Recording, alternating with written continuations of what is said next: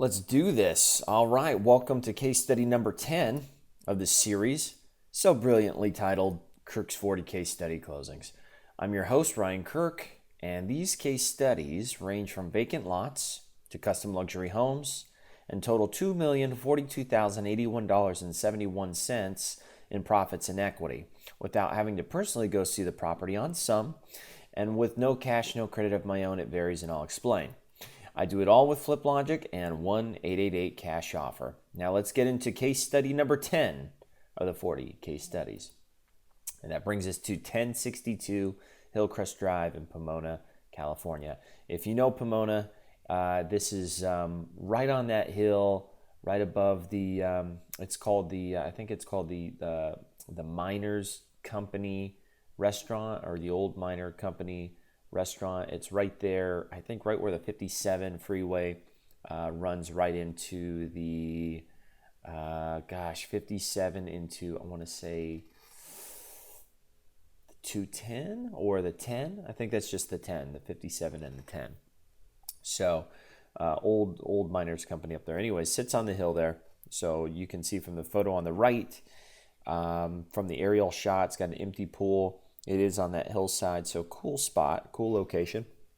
It's an off-market, vacant lead type, and this was actually a property that was purchased by another investor. So they purchased it, and like some investors, just like you probably will become this way, and it's not a bad strategy if you decide to get into rehabbing, but they're a rehabber.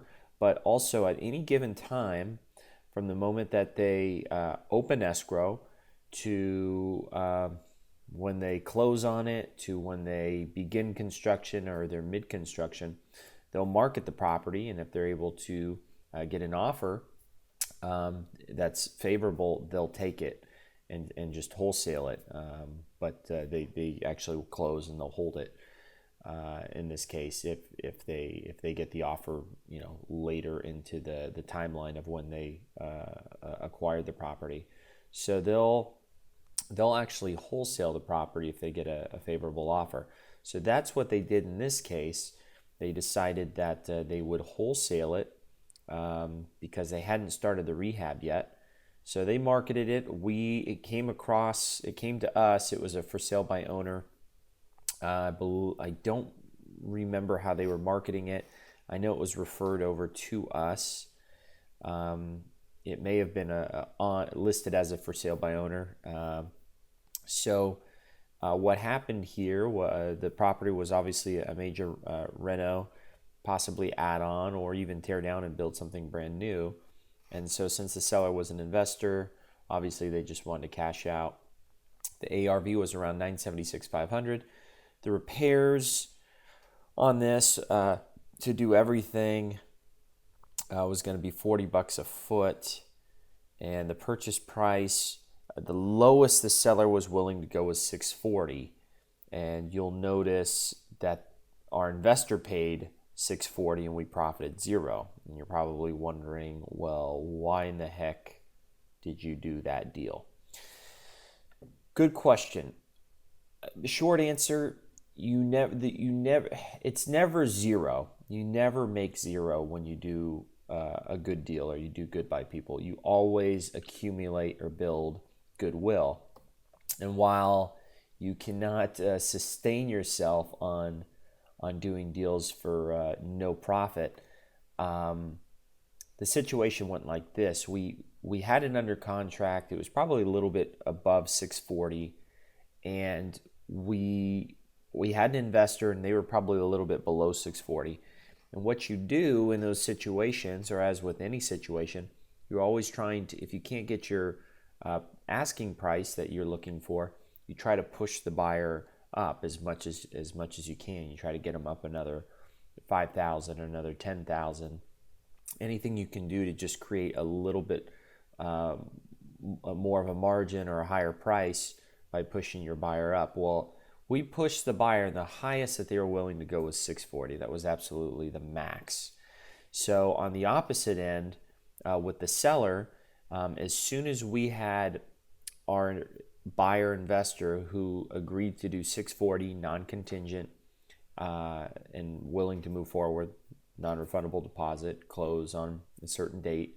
We went back to the seller with that and trying to get him down to 620 so we could create at least a $20,000 profit margin, which on the ARV on this was nothing crazy. So we couldn't get him to budge. He would not go down. 640 was his absolute bottom number, and we had already pushed him down from wherever we were, 660 perhaps. So 640 was the lowest he was willing to go. And we told the seller, you know what, because since he was an investor, we said, we're going to bring in another investor of ours and they're going to close on it.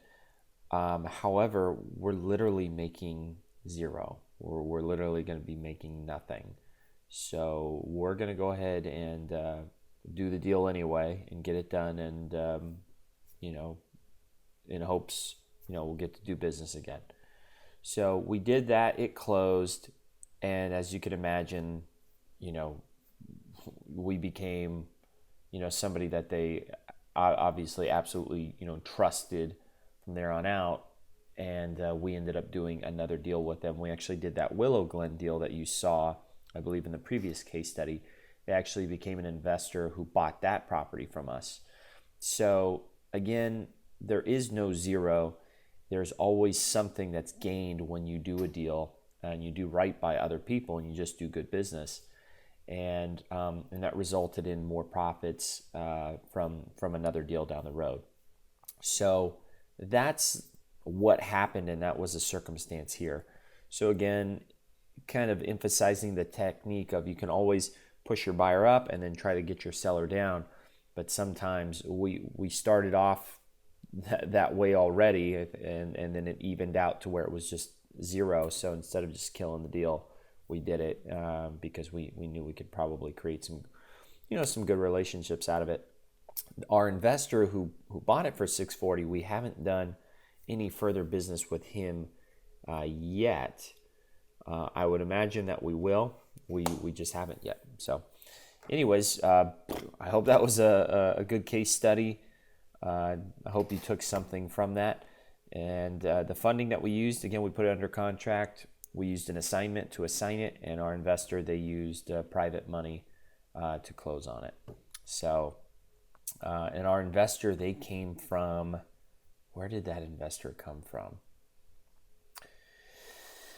I believe they came from an agent, or I believe they came from a realtor on our investor list that we send all our deals out to before doing our investor search, searching for investors. We always send it out to our existing list, and we also have realtors on there that we pay commissions to. Should they bring us a buyer, they have to add on to our asking price in order for them to get a commission, and whatever they add on, that goes to them. But in this case, I think it was just a goose egg all the way around, and that's just kind of the way this deal went. So I hope this was good for you. Again, statistically, only 10% of YouTube videos are watched until the end. So if you're in that 10%, you're a hustler, persistent, determined to succeed. Wish you much success. So thanks for watching. I look forward to working with you.